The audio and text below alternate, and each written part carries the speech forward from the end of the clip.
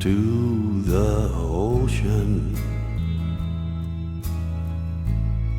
So lead me down by the ocean. You know it's been a long time. You always leave me tongue-tied. And all this time's for us. I love you just because you lead me down to the ocean. The world is fine by the ocean. You know this time's for real. It helps the heart to heal. You know it breaks the seal of the talisman that haunts. And so you look at me and need the space that means as much to me. So lead me down to the ocean. Our world is fine by the ocean.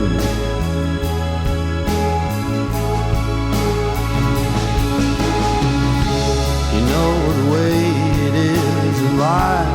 It's so hard to live up to.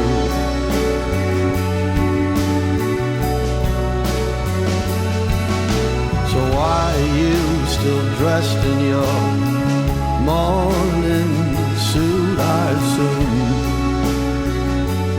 I assume you lead me down to the ocean. Don't lead me down by the ocean, the ocean.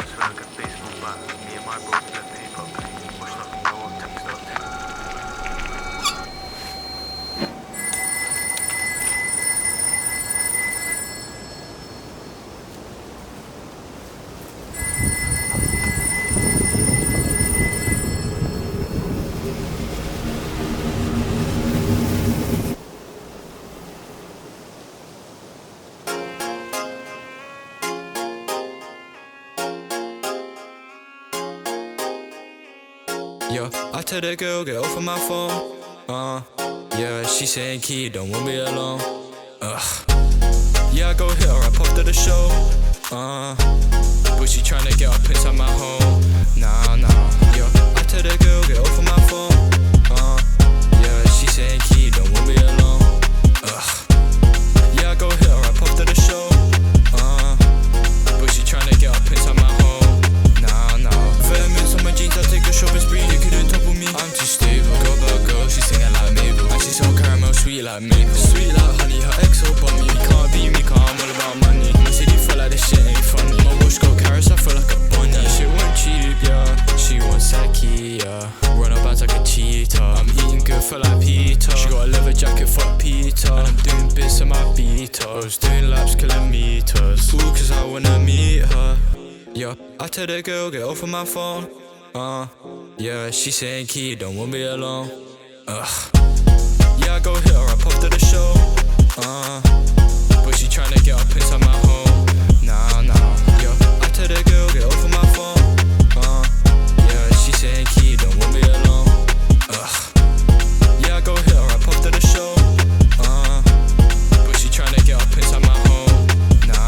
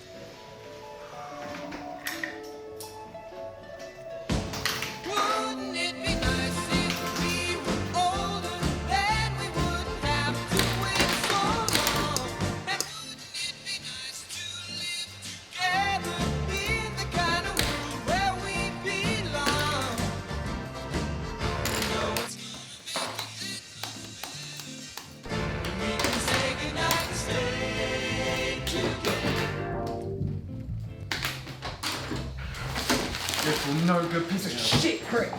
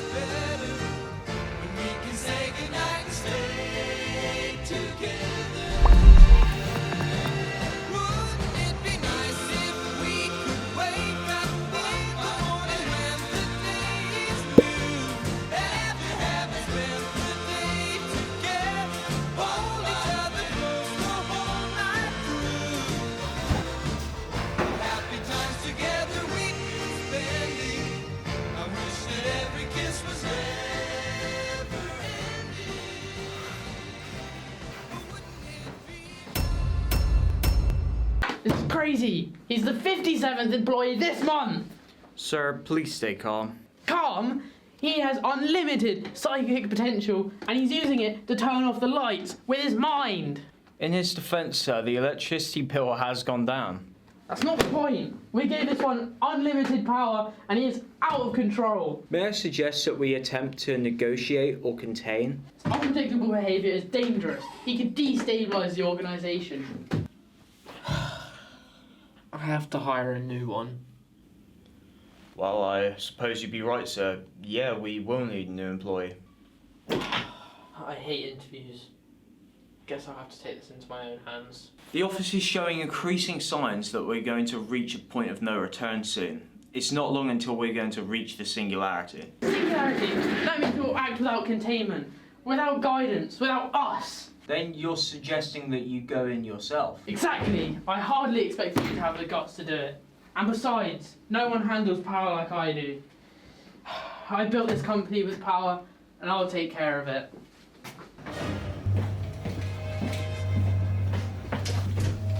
I gave you infinity, and I am your limit.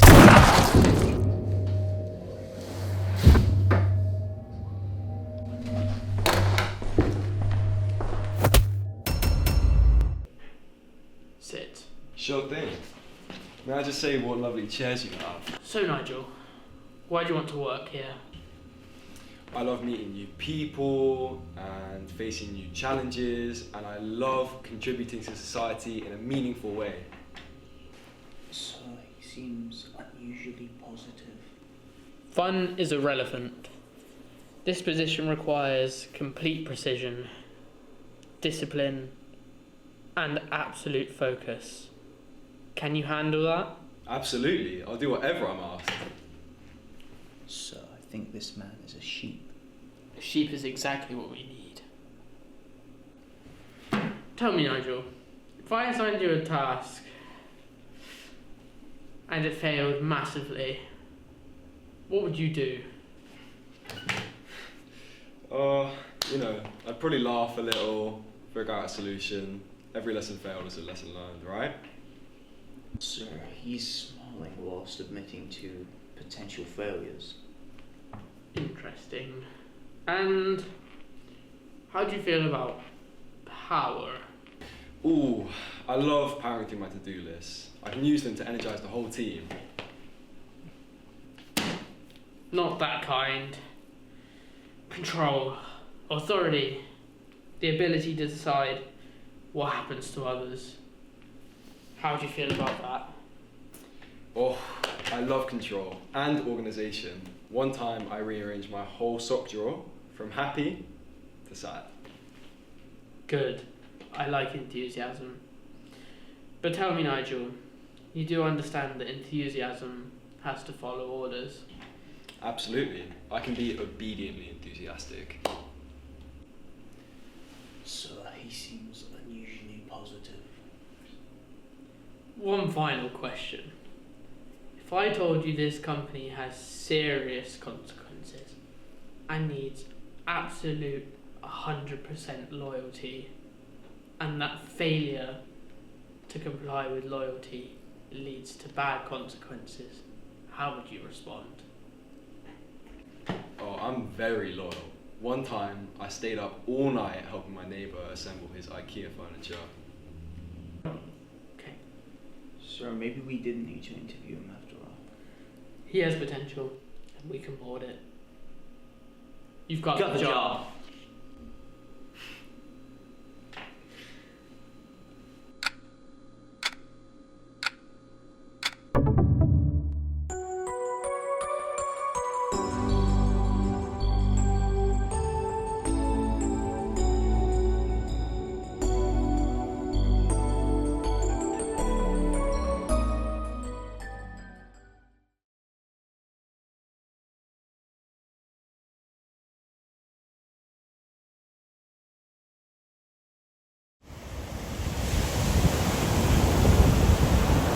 But there was one incident I went to which was really hard to deal with.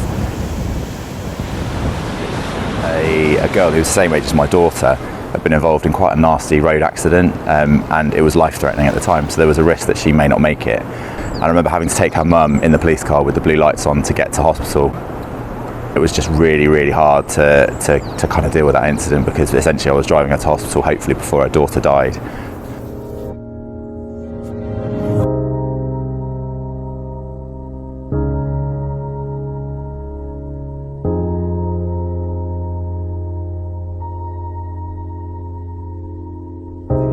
I think most people have an understanding and appreciation for the sorts of things that you're going to get exposed to, and I think that's probably fairly realistic, but I'm not sure if most of the public realise why you get impacted, and what it is that impacts you the most.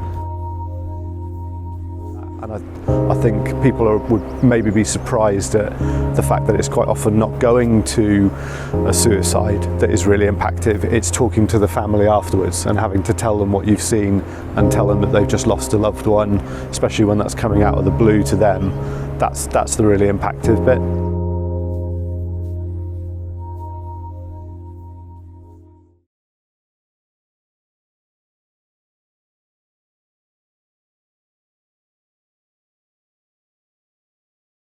So Sam and I supervised an officer probably about 8 years ago now. She was assaulted by a really well-built, heavy, athletic guy. She was quite a small, slight female officer, and he just literally went to town on her and was assaulting her to the point where she thought, there's no way I can get out of this, and this guy's not letting up. And she just basically had the thought that he's going to end up killing me. She closed her eyes and that was it. She thought, that's it, I'm done. So she really, really struggled with what to do and how to get herself back to frontline policing, because she'd just been so traumatised by this incident. And that was kind of the catalyst, the spark for this programme. We were here at Saunton surfing, racking our brains as to what to do to help her. And we came up with the idea that actually we could use surfing as a tool. We used it for ourselves. We helped ourselves cope with some horrible stuff that we'd seen. and that's where the kind of spark of an idea came from. There's been people over the years, people who've been to certain really horrific incidents that have impacted them quite significantly, and you can kind of understand that and you might see it coming. But I think most people have got a colleague at work who seems really kind of resilient and robust and very unlikely to be affected by things. And then when you see that sort of person get impacted by something, that really sets it home that, you know, it can happen to absolutely anyone. Surf therapy takes one step beyond just going for a surf. So going for a surf is great. We used to use it as our own coping strategy. It gives you an amazing feeling. You're out in the open, you've got views like this. It's just a stunning thing to do. Surf therapy takes that one step further and says, right, well, at the point when everyone's learning a new skill, they're in an environment with people who understand their issues, they're with their peers, they're in a beautiful environment, they're learning a new skill, they've got the immersion in cold water, there's a whole host of different things going on which gives the brain a really powerful boost. I think the main thing is it breaks down that stigma of having to be able to talk about stuff, and it gives people an opportunity in a beautiful space to have the things that are happening within the brain, which does create the pathways that open up the language centres and help people to communicate, and it just helps them get stuff out that they were bottling up. It's had a profound impact on a lot of people that we've helped. I think different people get different things from being out in the sea. Personally, I like the feeling of being completely immersed in something natural, feeling like you're in nature and feeling that energy in the water coming from the waves that you know has travelled so far across the ocean, and all of that side of things. It feels like a bit of a gift. I've always, for some reason, just been drawn to the ocean. It's just always had that draw for me, and it's something that I just find like a really great deal of inner peace. It's just a really nice place to be.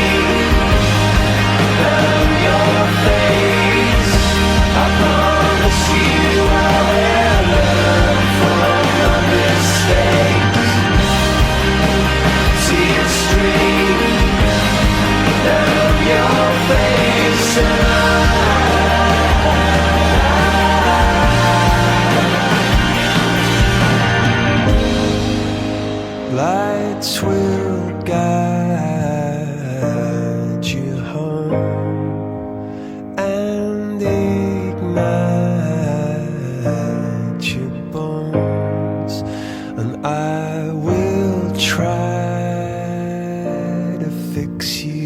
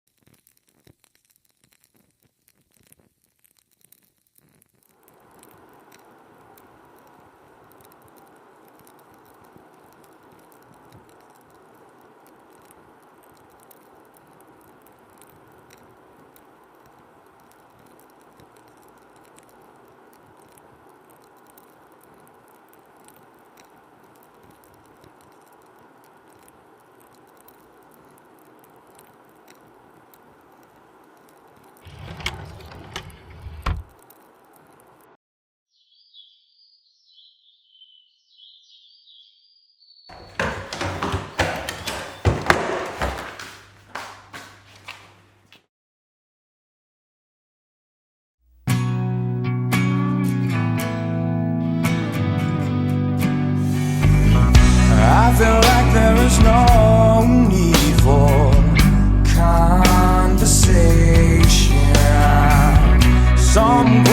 things I better left without a reason.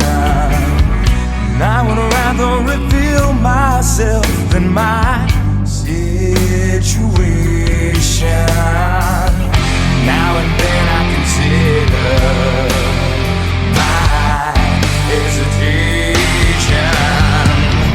The more the light shines through me, I pretend to close my eyes. The more the dark consumes me, I pretend I'm burning bright.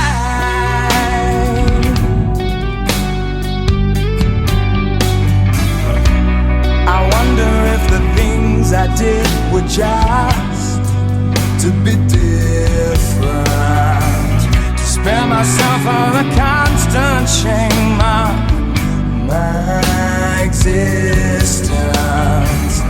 And I would surely redeem myself in my desperation. Here and now I'll express my situation. The more the light shines through me, I pretend to close my eyes. The more the dark consumes me, I pretend I'm burning. There's nothing ever wrong, but nothing's ever right. Such a cruel contradiction. I know I cross the line, it's not easy to define. I'm born to indecision. There's always something new, some path I'm supposed to choose, with no particular rhyme or reason. The more the light shines through me, I pretend to close my eyes. The more the dark consumes me, I pretend I'm burning. I feel like there is no need for conversation.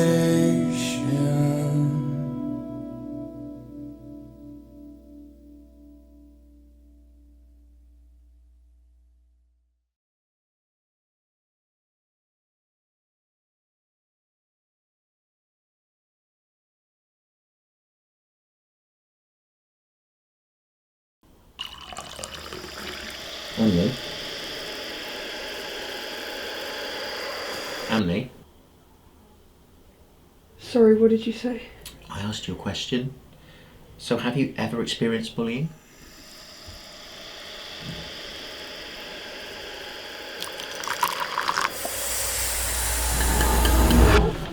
Can we talk about your visions? I feel like this might be a good start.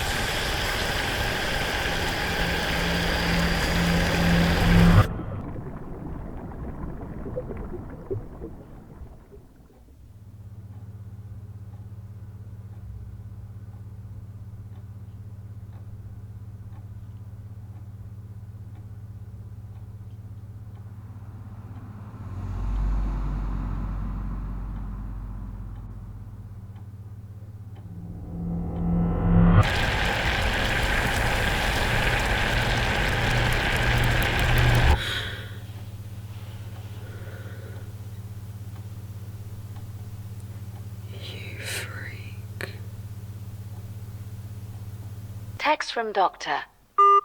Hello, Amelie. I'm glad you visited me at the office, and I'm certain this medicine is the right fit for you. It will keep your conscious brain active whilst in REM sleep. This will help you to navigate your visions. Make sure to take the medicine in a safe place to fall asleep. Please report back to me. Text from Doctor.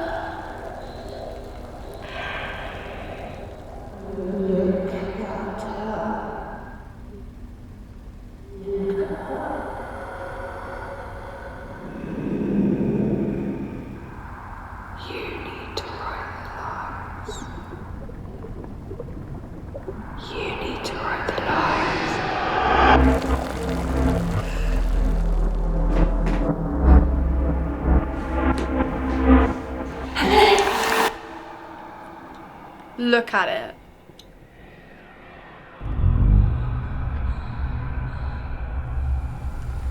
She doesn't belong here.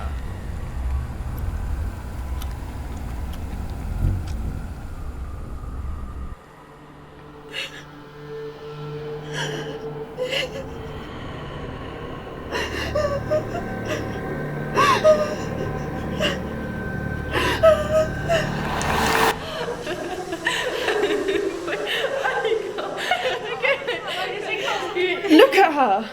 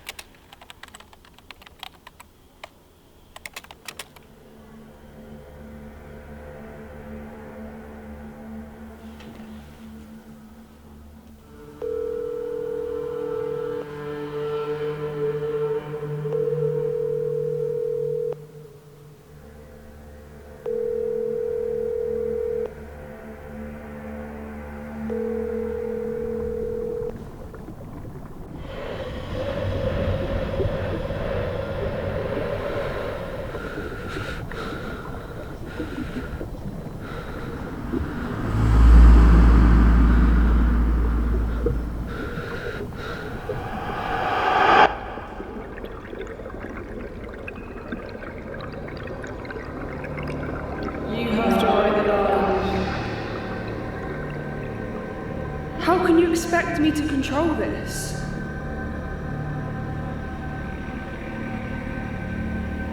Hello?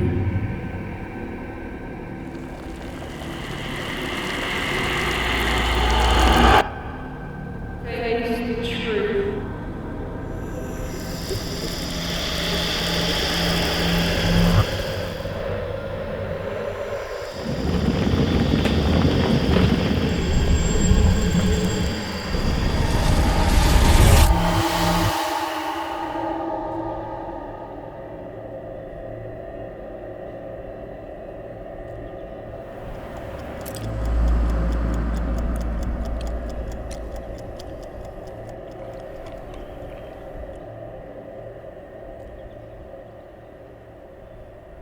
Why are you here?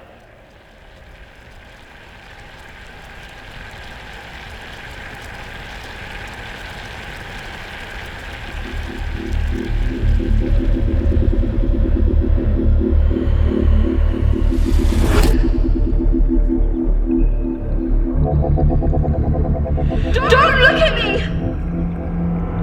Look at it.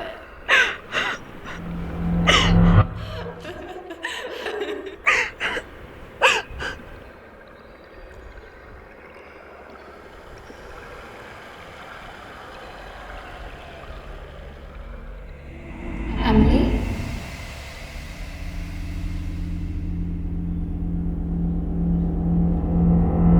I don't really mind, and I don't really care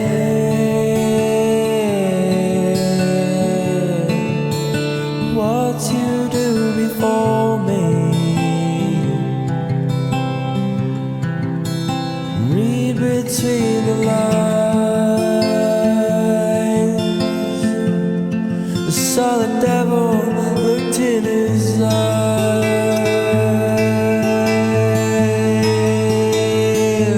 Oh, how could I, with the flooding of the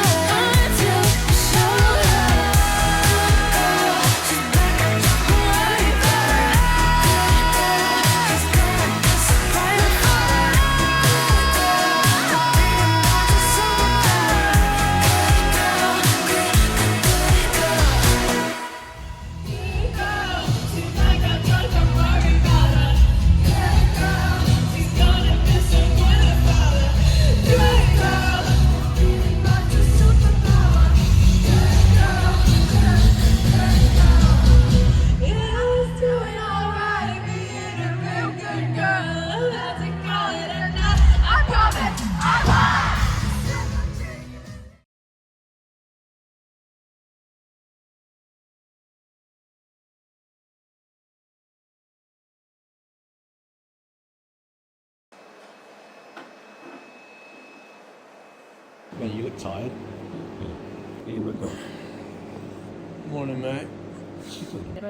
Being serious, you look rough. Yeah, well, I've not been sleeping great lately, to be honest. You know, I know a guy who can help you out. Well, how does he do that then? Well, he puts you into a trance, and whilst you're sleeping, you can talk to you and sort out your issues, like why you can't sleep. Yeah, thanks, mate. Of course, mate. Ah, Mr. Butcher.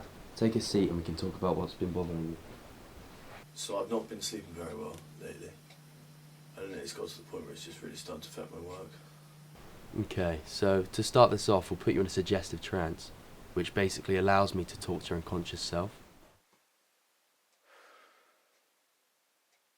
Right, so to start this off, we're going to give you a sedative. If you could just pull your sleeves back for me.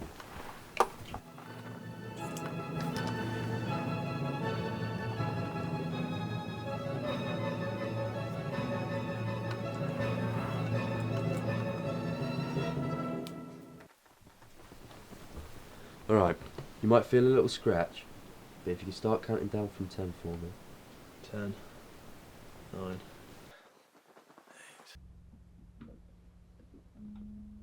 What happened? George, you spoke to me about things you couldn't have possibly known. You spoke to me about my childhood. You spoke to me about my mother's death, which I haven't been able to grieve.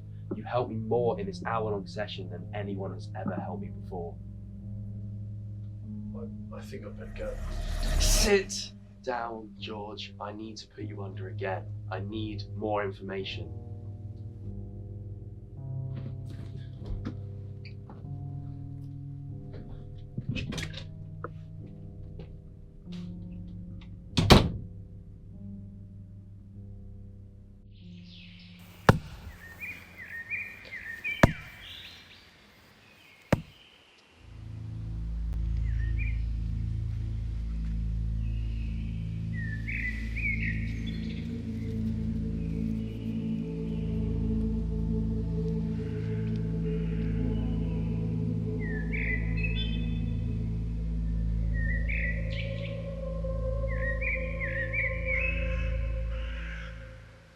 I'm a little more optimistic about that than people who don't get to see that innovation pipeline. Yeah. All right. I love it. More with Bill Gates when we come back, everybody.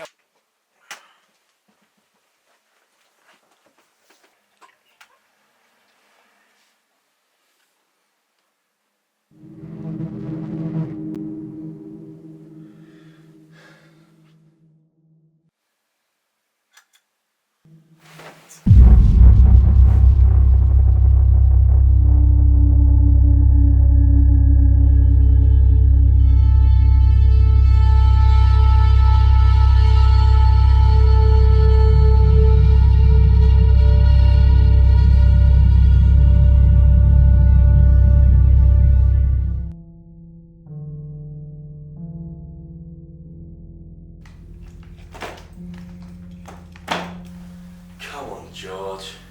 You know that if you keep resisting, I'm going to have to put you back under again.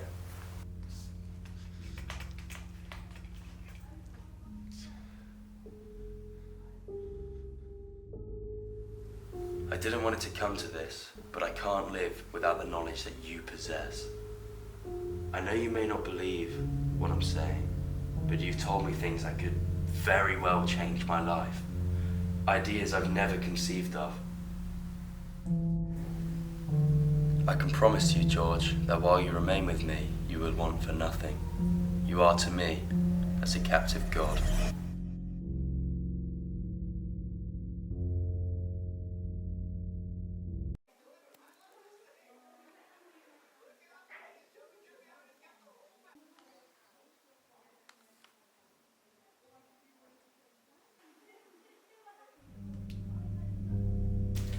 Ah, you turned the lights on.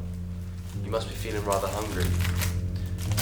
While I'm down here, I'd like to get your opinion on some investments that I've been making. Why would you think I would possibly know that? Okay, let's see what you have to say now.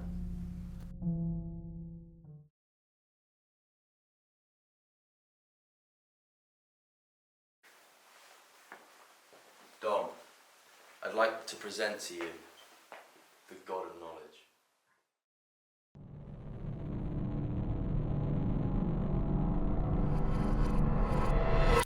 I'm sorry I didn't take you seriously. I pledge my undying devotion to you.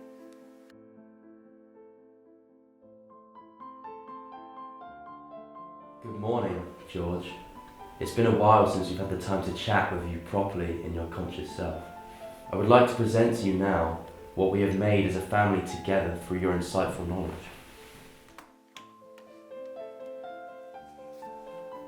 I would also like to share some reports of some former members in our community.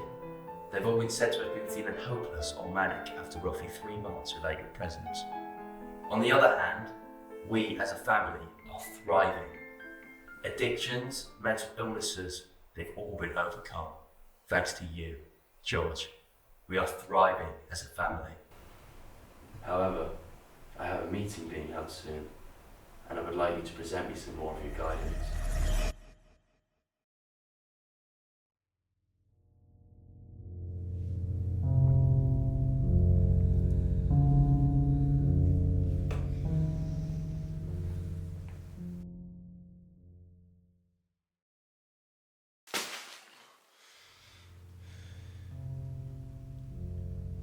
What is this?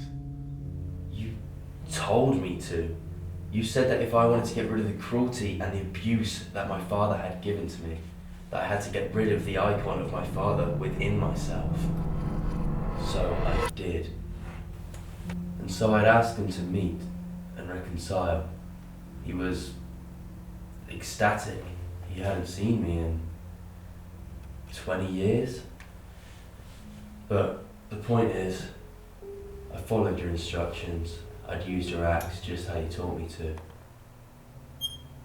George, you are so wise, so correct, and I will be your loyal disciple.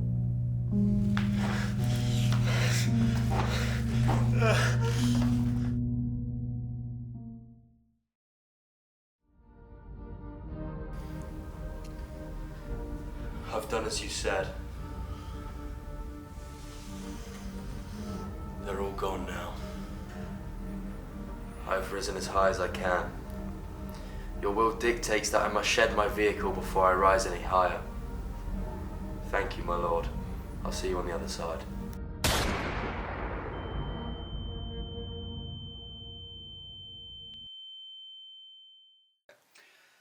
Okay, George, we've been aware of Dr. McAllister for some time now, and after your interview, we're confident in believing that this was done without your consent, and that Dr. McAllister wasn't of sound mind. I'm going to go and get some things in order, and we'll make some accommodations for you.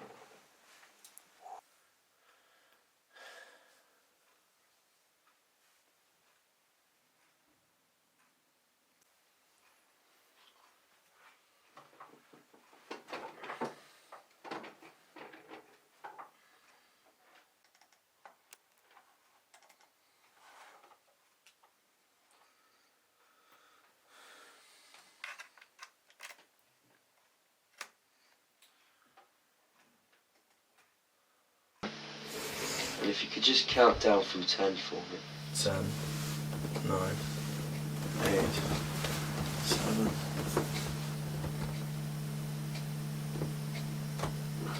Mr. Butcher, what's going on?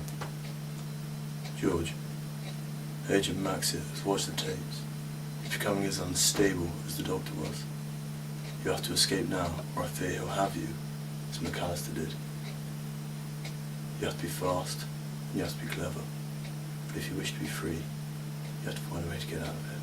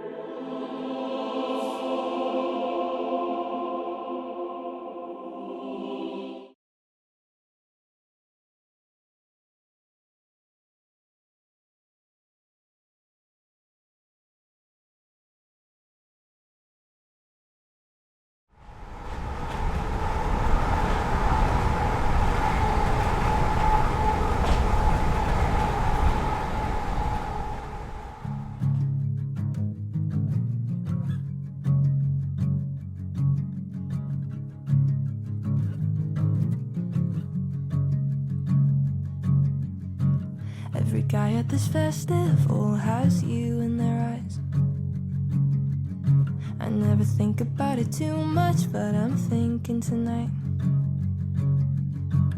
And it's really annoying that I'm triggered like this, 'cause your name isn't spoken, but I'm speaking it. And I don't know why it happened, but it happened like this.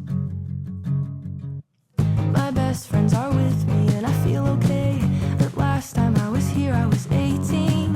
My mind is racing and I feel so strange. Last time I was here you were with me. I fell in love at the Orange Show Speedway.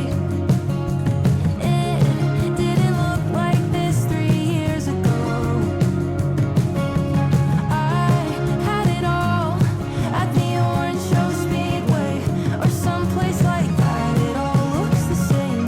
Everything changes. What a shame.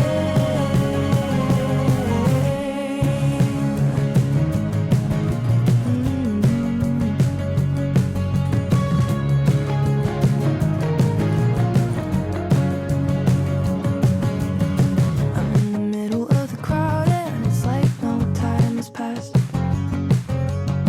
I'm half expecting you to be there when I turn to my left. We were stupid and young then. I was so in love. We were just friends, riding on the line between acceptable and angering your girlfriend. My best friends are with me and I feel okay, but last time I was here I was 18.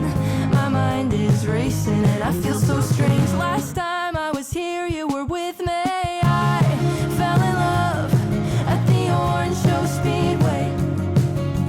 It didn't look like this 3 years ago. I had it all at the Orange Show Speedway, or someplace like that. It all looks the same. Everything changes. What a shame. You know what, Dan, can you answer me honestly? Yeah. What are we? Come on, you know what we are. No, I don't. You have a girlfriend, but I just don't understand the late night talks, the chair glance across the room, the inside jokes, everything, fucking everything.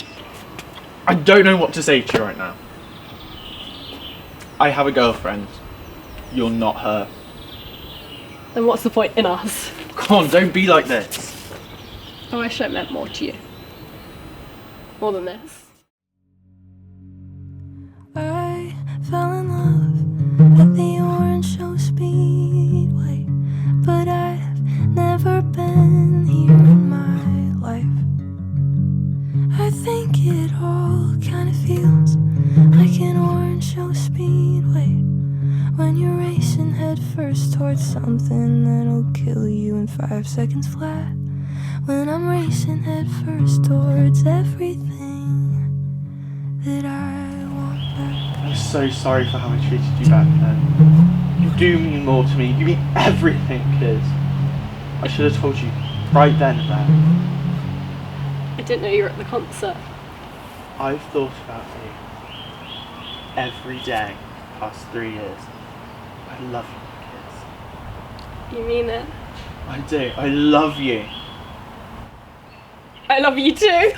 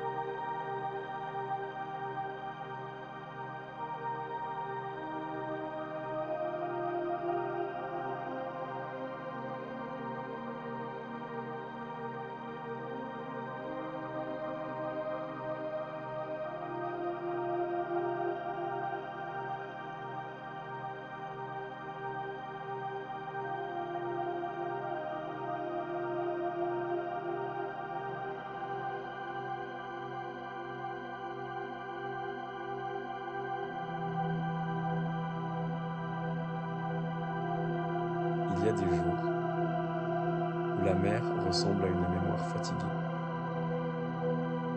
Le vent passe entre nous comme quelque chose qui cherche encore son nom. Vous regardez l'horizon avec cette gravité des choses déjà perdues. Le sable garde nos traces un instant, puis les efface sans regret. Je me souviens du bruit des étés anciens, les rires dispersés dans la lumière, les corps jeunes sous le sel, les heures qui ne demandaient rien. Maintenant, même le silence paraît plus lourd. Et pourtant, dans vos regards, il reste une manière d'attendre. Comme si le monde, un jour, allait revenir vers nous avec les mains pleines de soleil.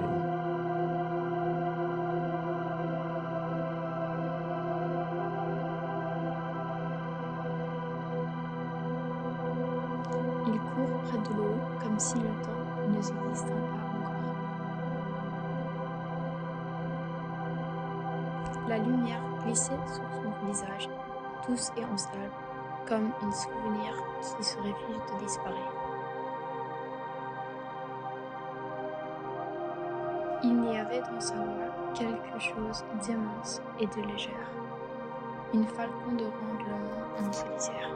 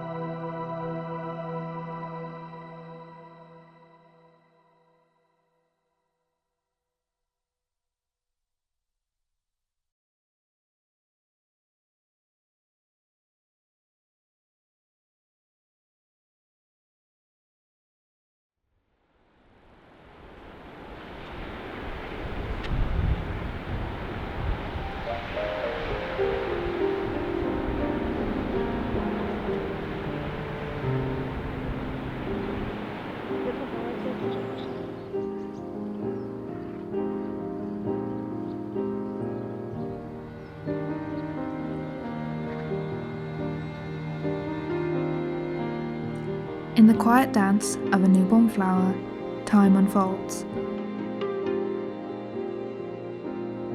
Gentle, steady, and full of wonder.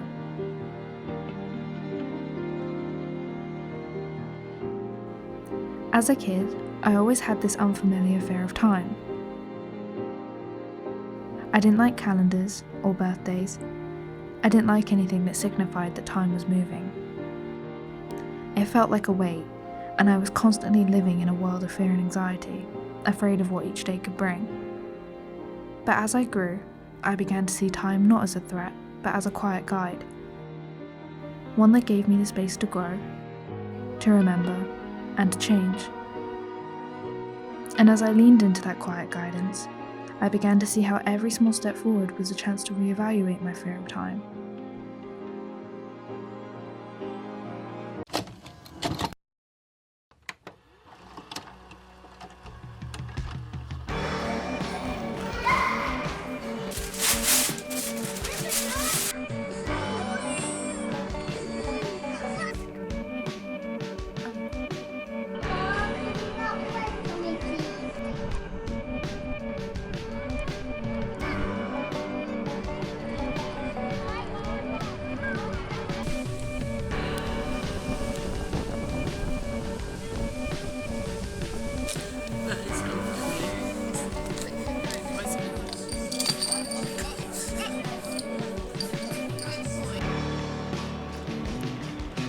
Memory is a river flowing through me, carrying moments I thought I'd lost but now I see with new light. In these moments, I see people I've known all my life. People who hold a special place in my heart, and people who haven't been around for long, who still hold great importance to me. They've each taught me so much, which contributes to the person I've become and who I may later be. As someone who's grown up in a big family, and being one of 4, it's hard to imagine a life where they aren't just down the hall, where we won't be sharing conversations about our days, clothes, or arguing over anything. But I'm excited to see how each of them will grow.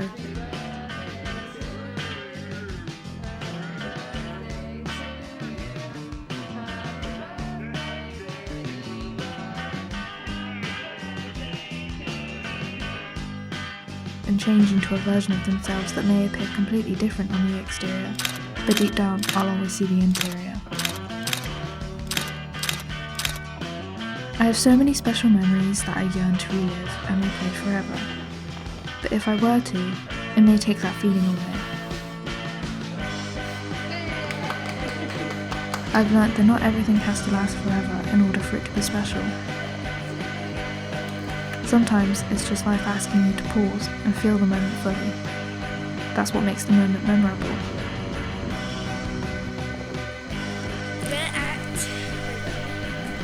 One day, you'll miss the version of life you're living right now. The age you're at, the room you sleep in, the faces you see every day, the conversations that feel ordinary but hold great meaning. It's easy to overlook and to rush through, to wish it all away.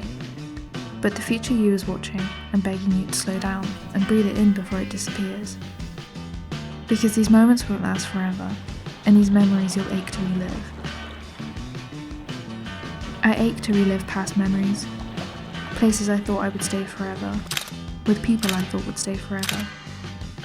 But we learn to grow and acknowledge everything we've gained, the experiences, feelings, and memories. They all make up a big part of ourselves that makes us who we are and who we will become.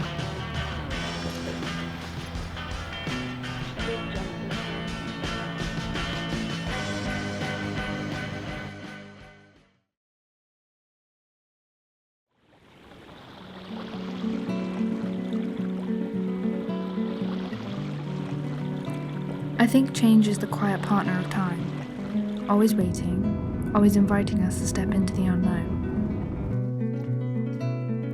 There's been moments in my life where I've been scared of change, but as I've grown, I've realised that change is scary, but necessary. Would you rather go through the pain of growth, or the pain of staying the same? That's the question we must ask ourselves before it's too late. Because there's a seat waiting for you at tables you haven't seen yet, and doors opening that you don't remember knocking on. In life, we must look in all 5 directions. Forwards, so we don't crash. Backwards, to know where you came from. To the sides, to see who's with you on the way. Up, for those who are no longer with us. And lastly, downwards, to those who supported you from the ground up, ensuring you never fell.